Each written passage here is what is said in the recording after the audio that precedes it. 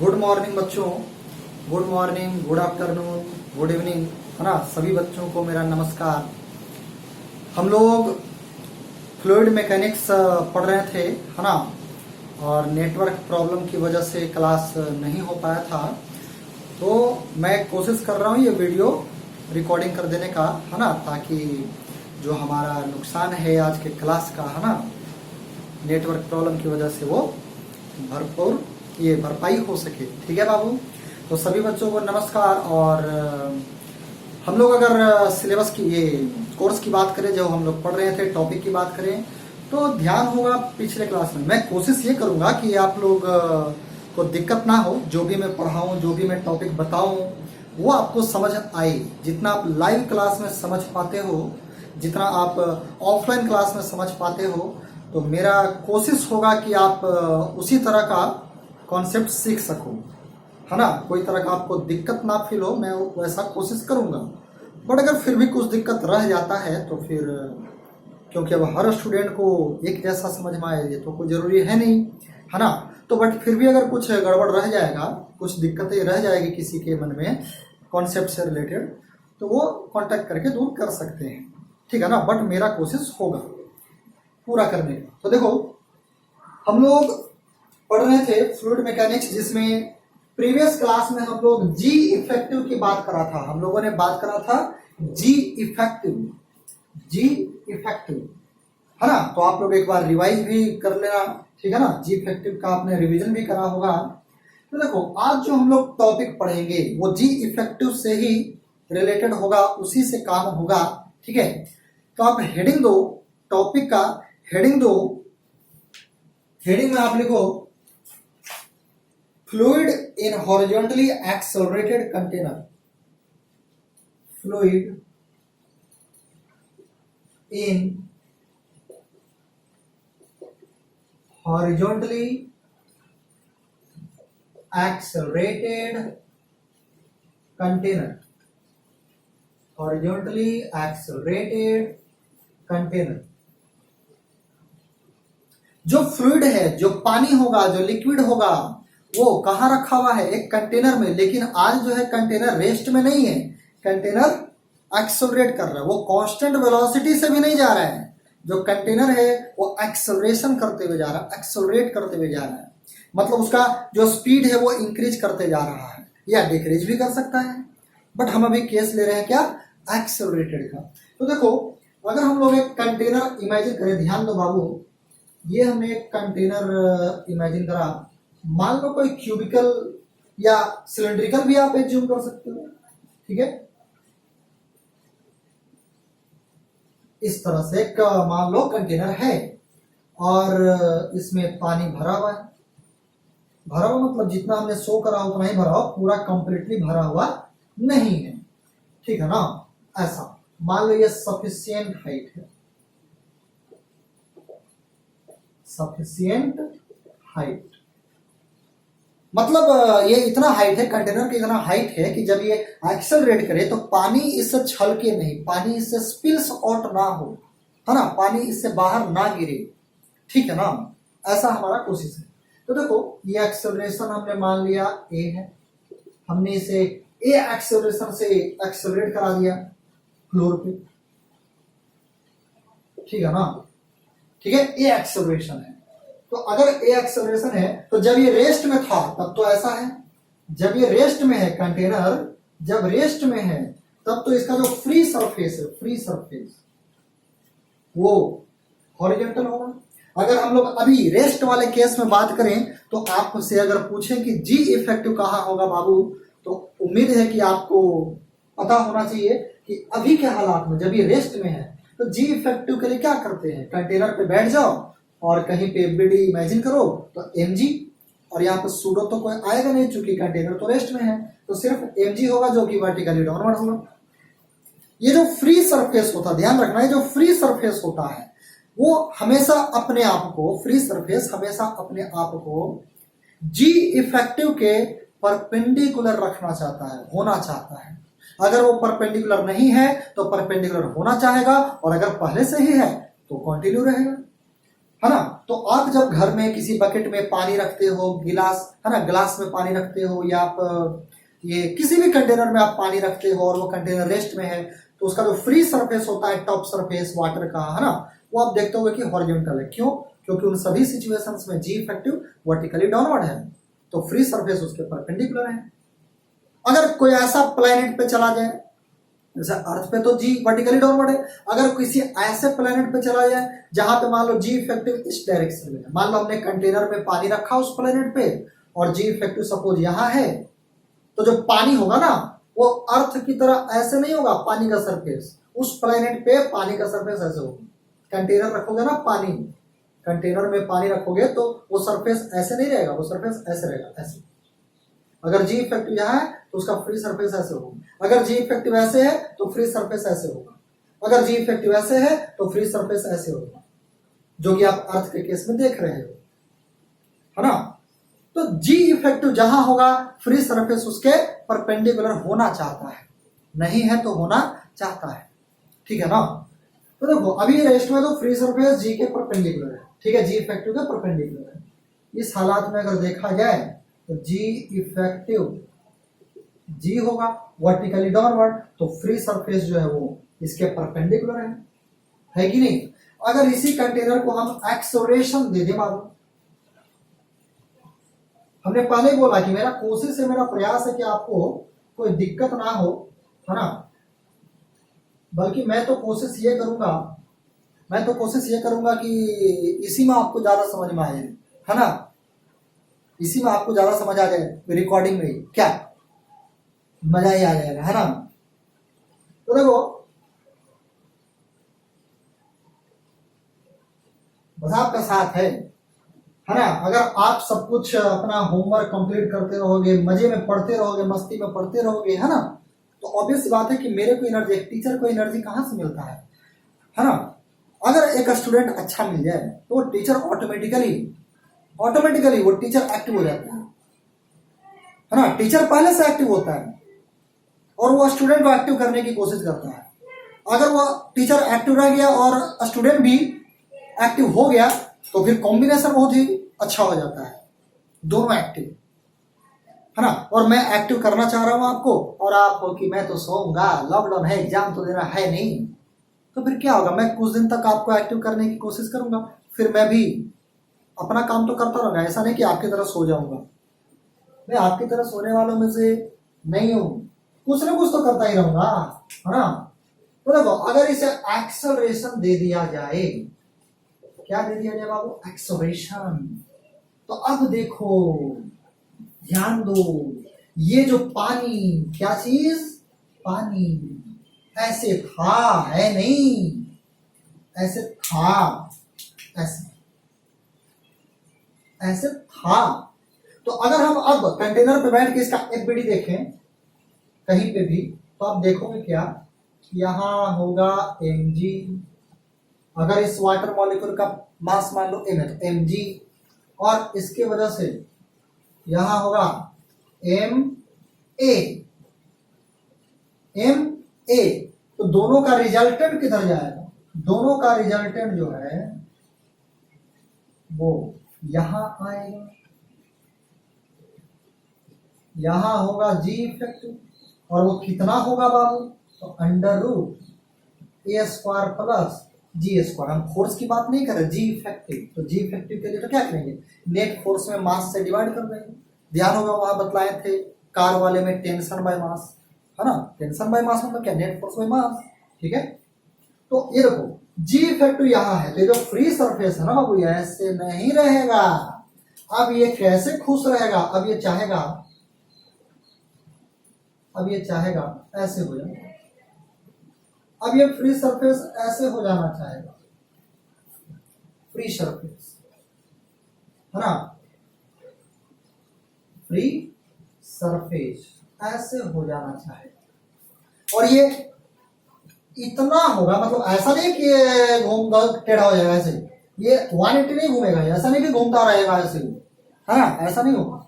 ये इतना घूमेगा, अगर इक्विलिब्रियम तक की बात करें तो ये इतना घूमेगा ताकि क्या हो जाए, जी इफेक्टिव के परपेंडिकुलर, जी इफेक्टिव के क्या हो जाए, परपेंडिकुलर, उतना घूमेगा। कितना घूमेगा? उतना घूमेगा जितना से ये जी इफेक्टिव के परपेंडिकुलर हो जाए।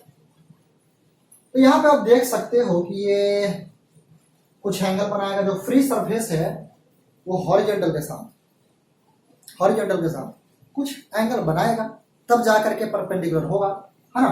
तो ये एंगल का बड़ा ही इंपॉर्टेंस है। जो न्यूमेरिकल होता है वो इस एंगल पे बहुत ही इंटरेस्टिंग सवाल करता है, एंगल से रिलेटेड, ठीक है ना। तो देखो, हम अगर इस एंगल को पता करना चाहें बाबू, हम अगर इस एंगल को पता करना चाहें तो देखो हम कर क्या रहा ना, यहां पे ड्रॉ ना करके हम अलग से एक फिगर ड्रॉ कर ले रहे हैं। चलो यहां पे ये है फ्री सरफेस, हमने उस फ्री सरफेस पर का एक वाटर मॉलिक्यूल लिया, ठीक है बाबू। यहां है जी, और फोर्स की बात करो तो एम जी, और यहां है सूडो फोर्स एम ए, है ना, ठीक है ना बाबू। और ध्यान दो, ये एंगल हमने क्या माना है? थीटा। क्या एंगल है? थीटा। हम लोग जानते हैं कि टेंजेंशियल डायरेक्शन में, शुरुआत क्लास में ही जहां तक मेरे को ध्यान है पढ़ाया था, टेंजेंशियल डायरेक्शन में, सरफेस के पैरेलल डायरेक्शन में, टेंजेंशियल डायरेक्शन में नेट फोर्स क्या होना चाहिए? जीरो। कोई भी शियर फोर्स, कोई भी टेंजेंशियल फोर्स नहीं होना चाहिए, वरना वो फ्लो करेगा, ठीक है ना। अगर हम इसे कांस्टेंट एक्सेलरेशन से कंटेनर को मूव कराते रहे तो ये भी कांस्टेंट एंगल बना करके स्थिर रहेगा, इक्विलिब्रियम अचीव कर लेगा। तो उस हालात में नेट फोर्स क्या होना चाहिए? Zero along the tangential direction to the free surface, ठीक है ना। एक्चुअली ये ऐसे हो ही इसलिए रहा, पहले ये हॉरिजॉन्टल था, अब ये ऐसे होना चाह रहा है। क्यों? क्योंकि जब ये एक्सेलरेट करने लगा तो इसका टेंजेंशियल डायरेक्शन में एक फोर्स आ गया, देखो एम ए। जब रुका हुआ था तो एम जी था, और इसके टेंजेंशियल डायरेक्शन में कोई फोर्स नहीं था। लेकिन जब ये एक्सेलरेट करने लगा तो एम जी तो था ही, लेकिन एक एक्स्ट्रा एम ए आ गया, और इस एम ए के कारण एक शियर फोर्स आ गया। तो शियर फोर्स आएगा तो यहाँ का वाटर मॉलिक्यूल इधर की ओर आना चाहेगा, इधर फ्लो होना चाहेगा, तो इधर फ्लो होते चला गया, इधर बढ़ते गया, एक्यूमुलेट होते गया, और यहाँ खाली होते चला गया। तो इस तरह से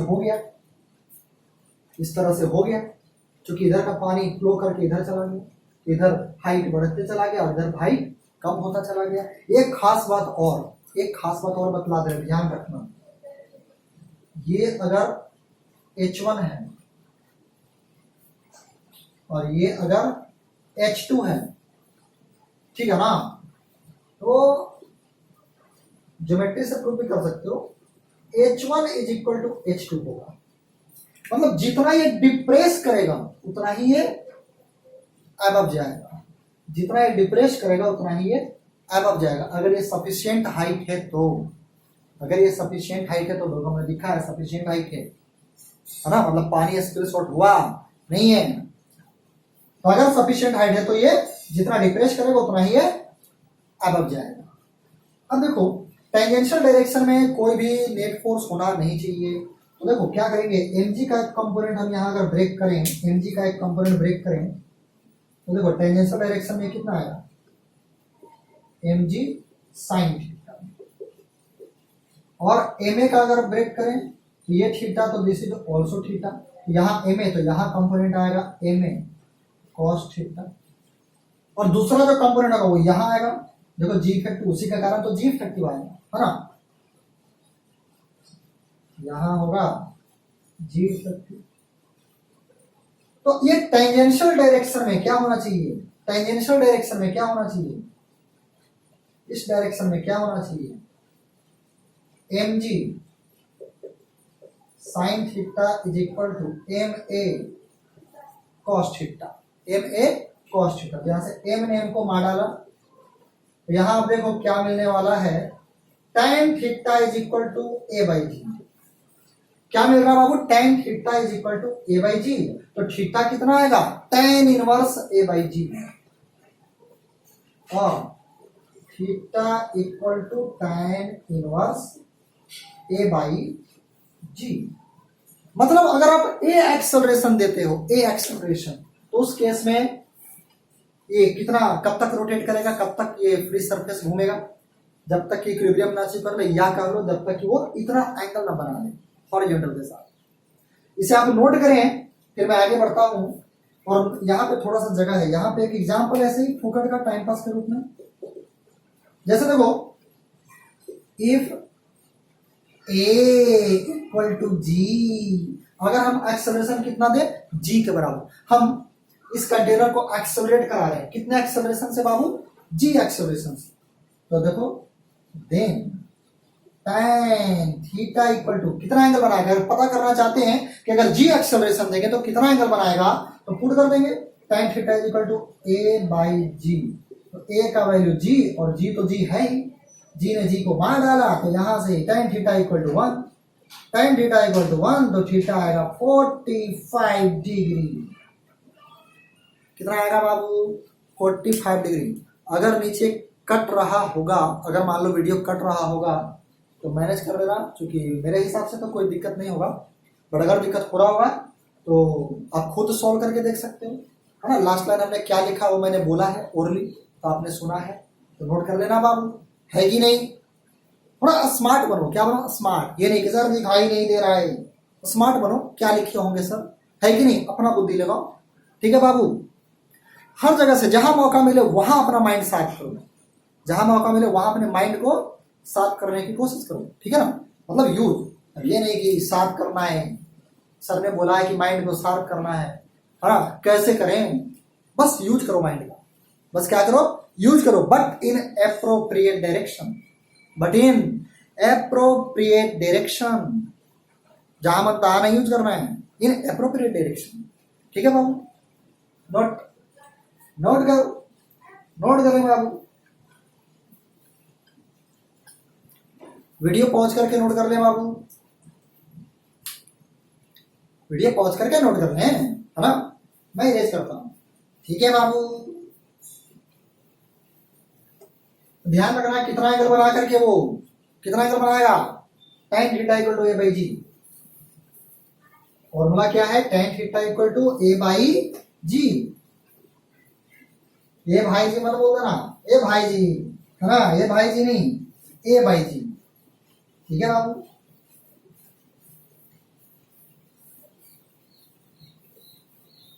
अब देखो एक एग्जाम्पल, क्या देखो, एक एग्जाम्पल देखें, एग्जाम्पल में देखें, कुछ भी अपने मन से जो मन करे ले लो डेटा। एक कंटेनर लिया बाबू, एक कंटेनर लिया,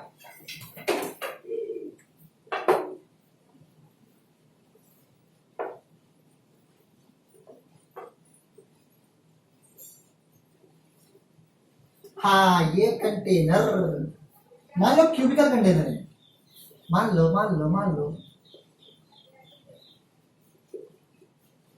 क्यूबिकल कंटेनर, साइड लेंथ होगा ना, कुछ साइड लेंथ है, मान लो क्या मान लो, कुछ भी मान लो, 5 मीटर, क्या मान लिया, 5 मीटर, क्या मान लिया, 5 मीटर।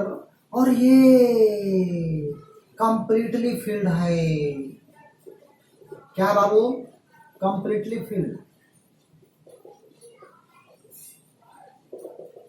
कंप्लीटली फिल्ड, है ना। हमने इसे एक एक्सेलरेशन दे दिया, क्या दे दिया, एक्सेलरेशन, और मान लो एक्सेलरेशन भी हमने दे दिया 5 मीटर पर सेकंड स्क्वायर। तो फाइंड, आपकी मर्जी तो कुछ और भी ले सकते हो, मैंने 5 ले लिया, जो मन में आया लिया, ये 5 हो, सब 5, ठीक है, हाँ। Find the volume, find the volume of water spills out of the container after given an acceleration equal to 5 meter per second square. Container after given an acceleration equal to 5 meter per second square. Note कर लो, मैंने बोला है क्या लिखा हुआ है, after given an acceleration equal to 5 meter per second square, ठीक है बाबू। क्या होगा बाबू, पूरा तो पहले से ही भरा हुआ है, कंप्लीटली तो पहले से ही भरा हुआ है, और अब क्या होगा, कुछ एंगल बनाएगा, तो बेचारा ये ऊपर जाएगा और ये डिप्रेस करेगा तो ऊपर कहाँ जाएगा? हवा में जाएगा। हवा में तो जाएगा नहीं, ये तो पानी छलका, पानी क्या करेगा? छलक जाएगा, स्पिल शॉट हो जाएगा बाबू, है कि नहीं? उम्मीद है कि आपको समझ में आ रहा होगा। मेरे को समझ में आ रहा है तो आप लोग को तो समझ में आ ही रहा होगा बाबू, है ना? मेरे को ही समझ में आ रहा है तो आप लोग को तो समझ में आ रहा होगा क्या? अच्छा मजाक कर लेते हैं सर, है ना? देखो यहाँ बिल्कुल बेकार, बिल्कुल बेकार। देखें, अगर पानी छलके या ना छलके, पानी स्पिल शॉट हो या ना हो, एंगल को उससे कोई मतलब नहीं है। एंगल को जितना बनना है वो उतना बनेगा, क्योंकि इक्विलिब्रियम, वो इक्विलिब्रियम तो अचीव करना ही चाहेगा हर हालत में। एंगल को इस बात से कोई मतलब नहीं है कि पानी बाहर गिरा या नहीं गिरा। tan theta equal to a by g, a by g, है ना? तो अगर हम देखें तो कितना एंगल बनाएगा?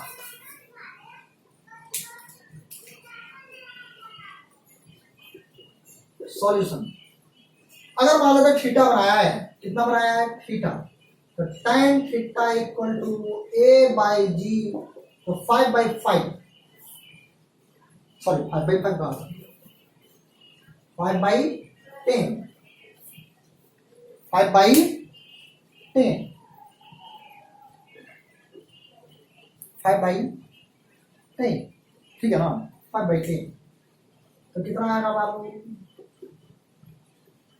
tan theta equal to 1/2। ऐसे तो मेरा मन कर रहा है कि वो 5 की जगह पर 10 ले लूं, लेकिन अब 5 ले लिया तो चलो 5 में ही माथा फोड़ते हैं, है ना? मैंने 5 लिया था कुछ अच्छा सोच के, लेकिन थोड़ा सा बेकार हो गया। चलो अब ले लिया तो क्या करें, पछताना तो है। देखो यहाँ tan थीटा इक्वल टू 5/10, तो tan थीटा का वैल्यू मिला 1/2, tan थीटा का वैल्यू मिला 1/2, बहुत ही अच्छे। अब देखो पानी कैसे हो गया होगा? ये कुछ डिप्रेस किया होगा और ये बेचारा ऊपर तो गया होगा, लेकिन ऊपर कहाँ जा रहा है? ये तो पानी बाहर, मतलब कुछ इस तरह से हो गया होगा, कुछ इस तरह से हो गया होगा, है कि नहीं? ये थीटा एंगल बना रहा होगा जहां tan theta is equal to 1/2, ठीक है ना बाबू? अगर ये y मान ले, ये भी y, ये y तो ये भी y, है कि नहीं? देखते हैं y पता करके कितना आएगा। tan थीटा इक्वल टू, ये तो 1/2 मिला हमें उस रेडीमेड फॉर्मूले से, हम लोग ट्रिगोनोमेट्री के व्यू से भी काम कर सकते हैं। tan theta is equal to perpendicular by base, perpendicular by base, तो परपेंडिकुलर y और बेस कितना? 5, है ना?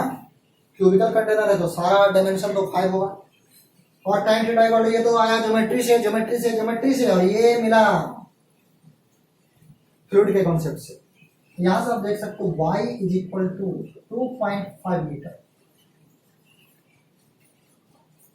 y इक्वल्स टू 2.5 मीटर आ रहा है। ये आ रहा है ना? हाँ तो ये रहा है, हाँ तो ये रहा है।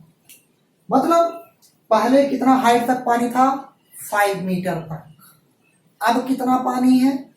2.5, y 2.5 आ रहा है, मतलब 2.5 ये खाली हो गया, डिप्रेस कर गया, तो बचा कितना होगा? 2.5। हाइट बचा भी कितना होगा? 2.5। अब वॉल्यूम कैसे फाइंड करेंगे? वॉल्यूम कैसे फाइंड आउट होगा? ध्यान दो, मैं आपको समझाने की कोशिश कर रहा हूं। यहाँ यहाँ यहाँ पानी है, यहाँ यहाँ पानी है। पहले पानी इस दुनिया में भी था, इस जगह में भी था, लेकिन अब इस जगह से पानी गायब हो गया। और जहां दिख रहा पानी वहां तो पहले भी पानी था, जो दिख रहा वहां तो पहले भी पानी था, लेकिन जो ये है वहां पहले था लेकिन अब नहीं है। यही तो छलका, वही तो पानी बाहर आया। तो हम इस वॉल्यूम को पता करना चाहते हैं। देखो ये अगर क्रॉस सेक्शन देखा जाए 3D में, सोचो ये कंटेनर थोड़ी ना प्लेन में होगा, कागज का प्लेन कागज का थोड़ी ना कंटेनर होगा, है ना? जैसे कागज प्लेन होता है ना, वो कहा गया है। मान लो ये कागज है बाबू, ठीक है? ऐसा थोड़ी ना इस तरह से थोड़ी ना कंटेनर होगा, कंटेनर का इधर भी डायमेंशन होगा, बॉक्स है ना कंटेनर बॉक्स, इधर भी डेप्थ रहा होगा ना अंदर की तरफ डेप्थ। तो देखो अगर इसका एरिया ऑफ क्रॉस सेक्शन की बात करें, ये जो ट्रायंगल आपको दिख रहा है उसका एरिया, वो एक्चुअली ट्रायंगल नहीं है, वो ट्रायंगुलर शेप में अंदर तक है, तो कुछ वॉल्यूम ऑक्यूपाई करेगा। तो एरिया इंटू ये वाला वॉल्यूम कर दें, एरिया इंटू ये वाला जो वॉल्यूम है, ये वाला, सॉरी वॉल्यूम बोल रहे हैं, डायमेंशन, ये वाला जो डायमेंशन है, और ये जो एरिया ऑफ क्रॉस सेक्शन दिख रहा है उसे मल्टीप्लाई कर देंगे तो वॉल्यूम मिल जाएगा। Area into length is called volume, है ना। तो देखो डायरेक्ट लिख रहे हैं बाबू, जगह की कमी है इसलिए volume space of is equal to, इसका एरिया ऑफ क्रॉस सेक्शन कितना है, ट्रायंगल है तो half into base, base y, y मतलब 2.5 मतलब 5/2, तो हाफ इंटू बेस, बेस आप इसे लो या इसे लो क्या फर्क पड़ता है, और इंटू हाइट, अगर 5/2 ये ले ले तो हाइट ये ले लेंगे कितना 5, और इंटू ये डायमेंशन, मन में बोलो कितना, ये डायमेंशन 5 क्योंकि क्यूबिकल है, ये 5, ये भी 5 और ये भी 5 क्यूबिकल है ना, सब 5 कितना आएगा 5 into 5 25 into 5 125 divided by 4, 120 by 125 by 4 metre cube, divide करके जो मन करे अपना लिख लो, 125 बाई 4 मीटर क्यूब। समझ आया बाबू? उम्मीद तो है कि समझ आया होगा, है ना, समझ आया होगा। नोट करें, या इसे आप ये भी कर सकते थे, ये भी कर सकते थे, ये भी कर सकते थे। पहले का वॉल्यूम, पहले कितना पानी था और अब कितना पानी है ना, तो पहले के वॉल्यूम में से अब का वॉल्यूम ऑफ पानी माइनस कर देंगे तो कितना पानी बह गया वो हमें फाइंड आउट हो जाएगा। वैसे भी काम कर सकते हैं, बट ये तो डायरेक्ट आ गया ना, उसमें तो और ज्यादा टाइम लगेगा, ये तो और पहले ही आ गया है कि नहीं। नोट करें बाबू, वीडियो पॉज करें और नोट करें।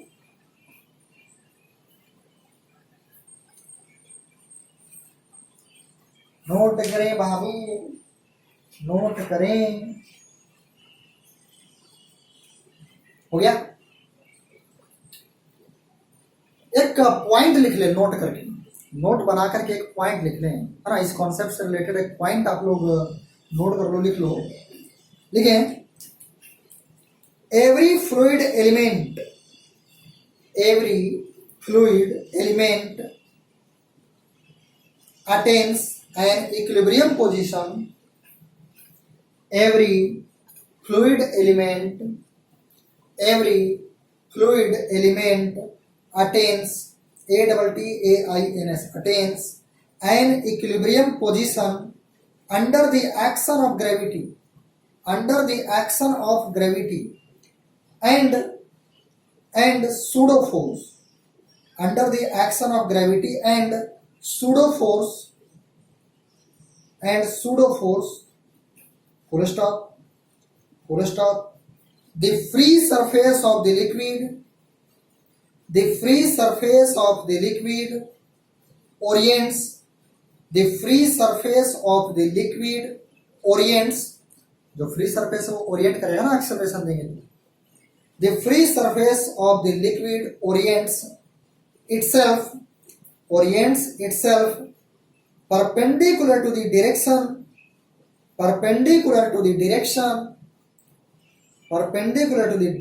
of net effective gravity, perpendicular to the direction of net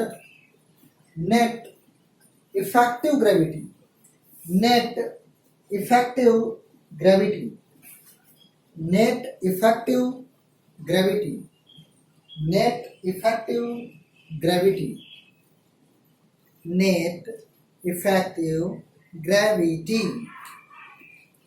अब यहां पे ध्यान देने, और क्वेश्चन करते हैं, हाँ, दबंग स्टाइल में।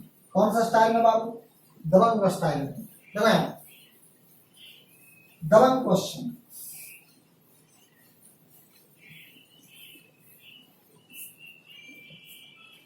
मान लो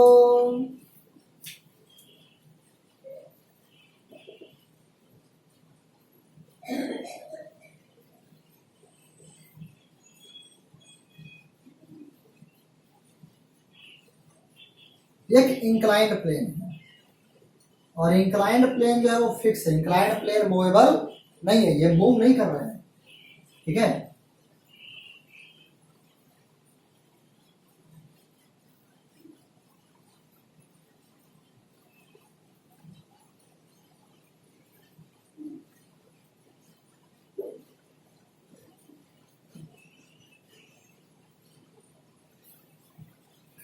मान लो इस तरह से है और एक इसमें पानी भरा हुआ है। क्या है बाबू? पानी भरा हुआ है, ठीक है ना। क्या भरा हुआ है? पानी। और चलो मान लो ये कंटेनर ओपन है, ये कंटेनर ओपन है और इसमें पानी भरा हुआ है। अगर ये रुका हुआ है, अगर ये कार रुका हुआ है तो पानी का सरफेस, फ्री सरफेस कैसे रहेगा? क्या ऐसे रहेगा? रुके हुए केस में कार रुका हुआ है, या मान लो इसी के ऊपर जाकर के, मान लो एक पहाड़ है, इंक्लाइंड प्लेन है, उस पे एक बकेट में पानी लेकर के ऊपर चढ़े हो, तो पानी कैसे रहेगा? ऐसे रहेगा? पानी तो ऐसे रहेगा क्योंकि ग्रेविटी ही सिर्फ एक्ट होगा, तो फ्री सरफेस उसके परपेंडिकुलर रहेगा, हॉरिजॉन्टल।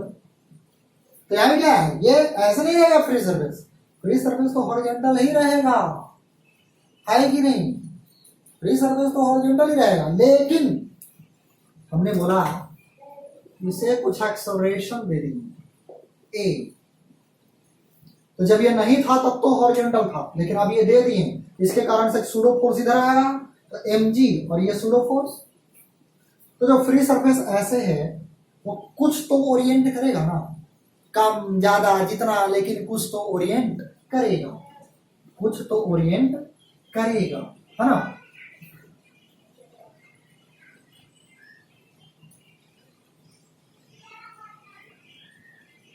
तो देखो मान लो पानी हो गया ऐसे, ये हॉरिजॉन्टल नहीं है बाबू, ये जो आप डॉटेड लाइन देख रहे हो ये हॉरिजॉन्टल नहीं है। शायद आपको हॉरिजॉन्टल दिख रहा होगा, लेकिन ये हॉरिजॉन्टल नहीं है। तो इसको और बड़ा कर देते हैं, ऐसे बना दिया मान लो, ठीक है ना। आपको इमेजिन हुई तो थोड़ा सा ही बढ़ा दिया, ये हॉरिजॉन्टल नहीं है बाबू।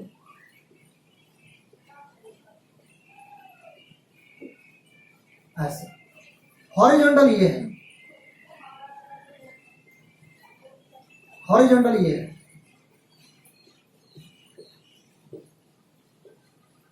लेकिन अब ये कुछ घूम गया। पहले फ्री सरफेस ऐसे था, लेकिन अब ये कुछ घूम गया। पहले फ्री सरफेस ऐसे था, लेकिन अब कुछ घूम गया। और ये हम फ्री सरफेस नहीं दिखाएंगे, ये हम हॉरिजॉन्टल लाइन दिखाएंगे, ध्यान रखना। ये हम फ्री सरफेस नहीं दिखाएंगे, ये हॉरिजॉन्टल लाइन दिखाएंगे, ठीक है। तो यहां पे हमें फाइंड क्या करना है, यहां पे हमें फाइंड क्या करना है, देखो फाइंड क्या करना है वो मैं बतला रहा हूं।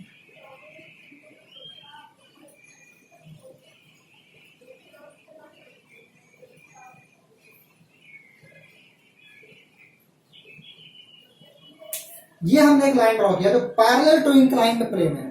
This line is parallel to inclined plane, है ना। तो जब हॉरिजॉन्टल था, थोड़ा सोचो, जब फ्री सरफेस ऐसे हॉरिजॉन्टल था तो इसके साथ कितना एंगल बना रहा था? थीटा, अल्टरनेट एंगल से।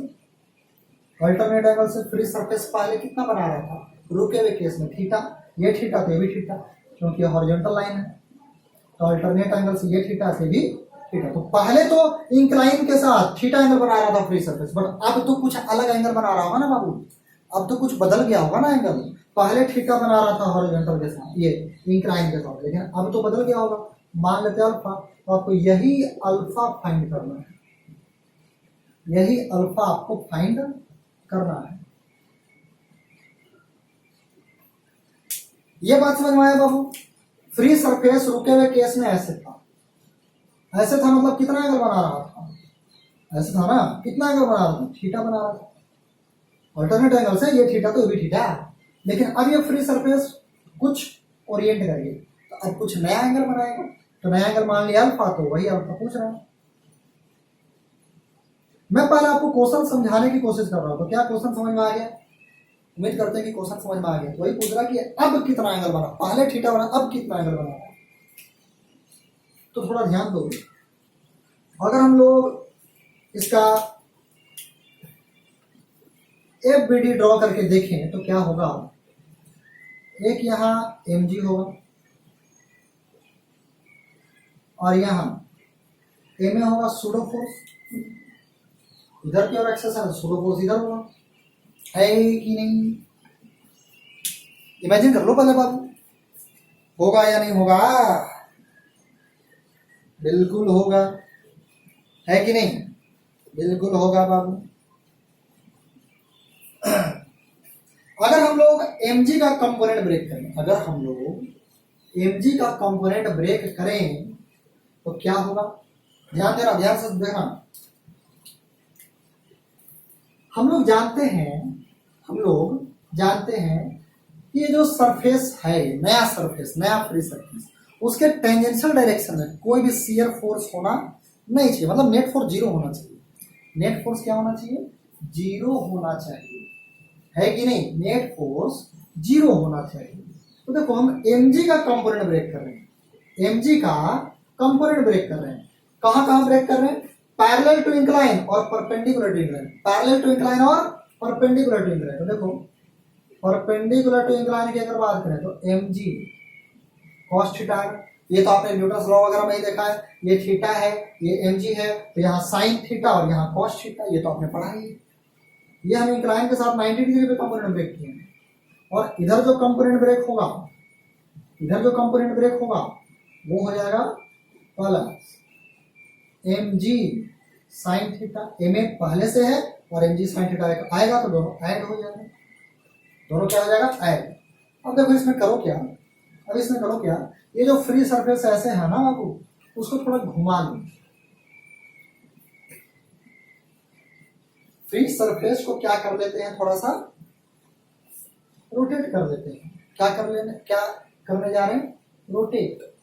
ये जो फ्री सरफेस देख रहे हो उसे अगर थोड़ा सा रोटेट करके, या नहीं भी रोटेट करोगे तो कोई फर्क नहीं पड़ने वाला, बस ध्यान ये रखना है कि टेंजेंशियल डायरेक्शन है उसके parallel net shear force zero होना चाहिए, कोई भी फोर्स दिखाई नहीं देना चाहिए, मतलब फोर्स दिखाई दे, नेट फोर्स नहीं होना चाहिए, कैंसिल आउट हो जाना चाहिए इसके टेंजेंशियल डायरेक्शन, उसके टेंजेंशियल डायरेक्शन में। तो देखो बाबू, थोड़ा हम इस डायग्राम को अलग ड्रॉ कर ले रहे हैं ऐसे। तो अब हमारे पास है क्या, थोड़ा ध्यान देना, ध्यान दो, ये अल्फा है। देखो ये जो फ्री सरफेस है वो इसके साथ अल्फा बना रहा है, तो ये फ्री सरफेस इसके साथ कितना अल्फा बनाएगा, ये अल्फा, तो ये अल्फा, है कि नहीं? तो इसका कंपोनेंट है कि यहां ब्रेक होगा, m a plus m g sine theta है, m into a plus g sine theta, ये तो फोर्स है, इसका कंपोनेंट यहां ब्रेक कर रहे हैं, तो कंपोनेंट ब्रेक करेंगे तो कॉस अल्फा आएगा। इस फोर्स का कंपोनेंट हम इसके इधर ब्रेक कर रहे हैं, ये इसका कंपोनेंट इधर ब्रेक किया तो कॉस में ब्रेक होगा, सड़ा कॉस हड़ा साइन, हाँ? और ये जो फोर्स है, ये वाला फोर्स, ये देखो अल्फा, तो ये 90 माइनस अल्फा, तो इधर साइन में ब्रेक होगा,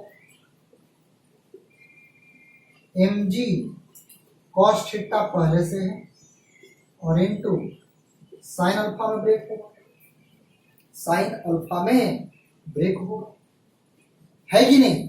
तो यहां से अगर हम लोग सोल्व करें तो देखो ये है टेंजेंशियल है, फ्री सरफेस के टेंजेंशियल दोनों कंपोनेंट है, दोनों क्या हो जाना चाहिए? Cancel out. तो कैंसिल आउट कब होगा? जब दोनों इक्वल हो, जब दोनों इक्वल होगा। तो इस डायरेक्शन में m into a plus g sine theta into cos alpha is equal to mg cos theta into sine alpha. तो m टू m क्या हो गया, कैंसिल ऑफ। हमें फाइंड क्या करना है, we have to find alpha, we have to find alpha. तो देखो ये साइन अल्फा और कॉस अल्फा, इसको अगर वहां कर दें तो मिलेगा tan alpha. tan alpha is equal to क्या हो जाएगा, a plus g sine theta, और यहाँ जो जी कॉस थीटा है वो यहाँ आ जाएगा जी कॉस थीटा। तो tan alpha is equal to कितना आया, a plus g sine theta by g cos theta, इस तरह से आ रहा है ना। tan alpha is equal to a plus g sine theta by g cos theta. तो ये हो गया रिजल्ट। अल्फा लिखना है तो tan इनवर्स कर देंगे, अल्फा लिखना है तो tan इनवर्स कर देंगे, तो ये हो गया हमारा काम। ठीक है ना बाबू, लो लिख ही जाए जो भी अल्फा पूछा नहीं, alpha equal to tan inverse a plus g sine theta by g cos theta. लो हो गया। अच्छा, ये कंटेनर अगर रुका हुआ होता, मतलब ये एक्सेलरेशन जीरो होता तो क्या होता, अगर एक्सेलरेशन जीरो होता तो ध्यान दो बाबू, ए को लिखते हैं जीरो, तो जी sine theta by cos ji cos theta, तो जी गया काम से, तो साइन बाई कॉस टैन, तो टैन इन मतलब क्या मिलता है, tan alpha is equal to tan theta. क्या मिलता है, tan alpha is equal to tan theta, मतलब alpha is equal to theta, alpha is equal to theta. Alpha कितना होता है, थीटा के बराबर। तो वो तो हम लोग शुरू में ही बात किए कि अगर ये रुका होता तो सरफेस ऐसे होता, फ्री सरफेस, मतलब थीटा एंगल बनाता अल्टरनेट एंगल से, आ रहा है ना, ट्रू। ठीक है, तो ये नोट करें। और एक आपको न्यूमेरिकल दे रहे हैं बाबू, आप उसे खुद सॉल्व करना या हम भी सॉल्व कर दे सकते हैं। नोट करें पहुंच करके।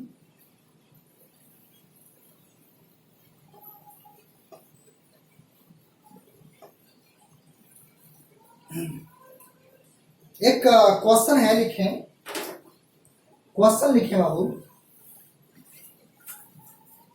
लिखें,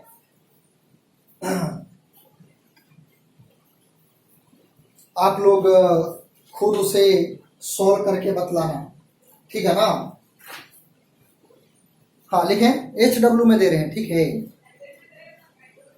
या HW में दिया जाए, चलो मैं ही कराता हूं। देखो क्वेश्चन लिखो, फ्लूइड ऑफ डेंसिटी, लिखे क्वेश्चन, फ्लूइड ऑफ डेंसिटी, एक डेंसिटी दिया हुआ है 10 to the power 3 kg per meter cube, fluid of density 10 to the power 3 kg per meter cube, 10 to the power 3 kg per meter cube is kept in a container, is kept in a container, is kept in a container, full stop, full stop. Container is moving, container is moving with an acceleration of, container is moving with an acceleration of 10 meter per second square, 10 meter per second square, 10 meter per second square, full stop. Find the magnitude of pressure, find the magnitude of pressure, pressure difference, find the magnitude of pressure difference between A and B as shown in figure, A and B as shown in figure.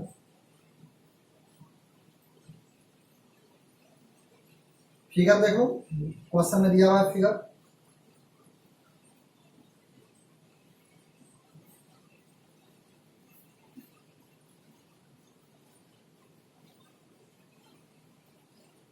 ऐसा दिया हुआ है। तो हमें बतलाना क्या है, ए और B के बीच प्रेशर डिफरेंस, ए और बी के बीच कितना प्रेशर डिफरेंस है। एक बार वीडियो पॉज करके आप खुद ट्राई करें, एक बार खुद से ट्राई कर लें, उसके बाद वीडियो देखें, ठीक है ना। सबसे पहली बात तो कि एक्सेलरेट कर रहा तो कुछ एंगल बनाएगा, मान लेते हैं थीटा, मान लेते हैं थीटा एंगल बनाएगा, ठीक है ना बाबू। और क्या ये सब पता करने की जरूरत है, क्या ये सब पता करने की जरूरत है?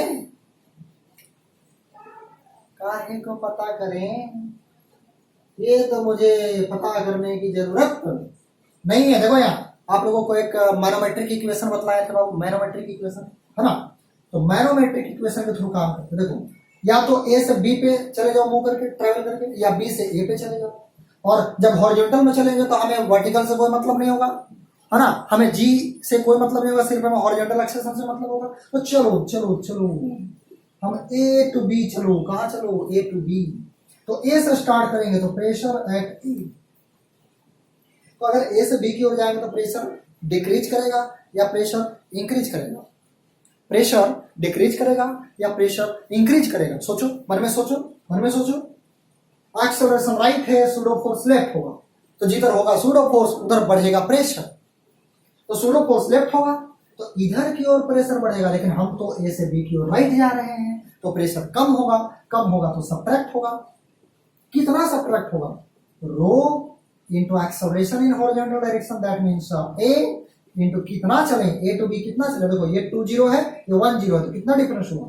1 का है कि नहीं। और ये मान लो मीटर में है, क्या है बाबू? मीटर, ये SI यूनिट में है, ठीक है ना। तो इतना चले, कहाँ पहुंच गए? बी पे। बी पे पहुंचे तो प्रेशर कहाँ का मिलेगा? बी का मिलेगा, है कि नहीं। तो ये सॉल्व करेंगे, आएगा कितना बाबू? देखो हमें फाइंड करना है प्रेशर एट ए ज्यादा होगा, प्रेशर एट बी कम होगा, तो P A minus PV, P A minus PV कितना आएगा बाबू? रो मतलब 10 टू द पावर 3, ए मतलब 10 इंटू 1 मतलब 10 टू द पावर 4 न्यूटन पर मीटर स्क्वायर। इतना प्रेशर डिफरेंस आ रहा है बाबू, इतना प्रेशर डिफरेंस आ रहा है, ठीक है ना। इतना प्रेशर डिफरेंस आ रहा है। तो एक क्वेश्चन लिखिए, आप लोग खुद अटेम्प्ट करना बाबू HW में, या मैं आपको सेंड कर दूंगा, ठीक है ना। मैं आपको क्वेश्चन सेंड कर दूंगा, क्योंकि लिखाने में टाइम काफ़ी जाएगा और रिकॉर्डिंग में MB भी काफ़ी चला जाता है बाबू, MB है ना। ये 47 मिनट शायद जा रहा है, MB काफ़ी हो चुका होगा, ठीक है। तो छोटा ही वीडियो रखते हैं, 1.5 घंटे का बनाएंगे तो पता चलेगा, आप देख भी नहीं पाओगे। तो आज इतना ही रखते हैं, है ना। ये एक तरह का एक्सेलरेशन का कॉन्सेप्ट हमने आपको बतला दिया।